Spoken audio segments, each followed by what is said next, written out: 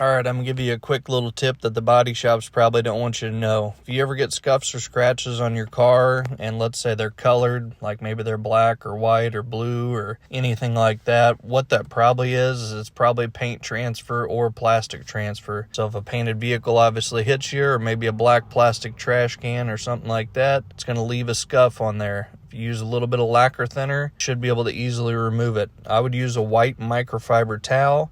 Not any kind of colored towels, because the thinner can take the dye out of the towels, and you don't want to be turning your car the same color as your towel. So basically, you're just going to take the lacquer thinner, use a little bit, gently wipe the area. It should not take much effort. If it's taken more than 5 or 10 seconds to remove the scratch, you probably got something going on there, a little bit more substantial, and I would probably stop before you ruin the paint.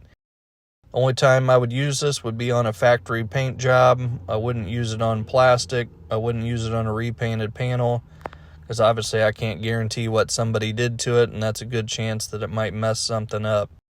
So the only reason I wouldn't remove scuffs like this is if it is going to be an insurance claim.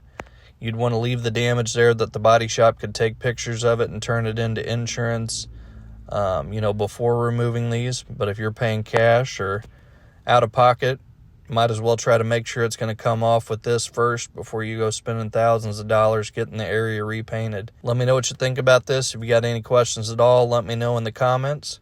Hopefully this saves somebody some money.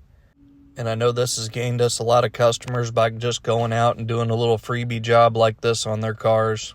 Hope everybody has a good day, and we'll see you on the next one. Thanks.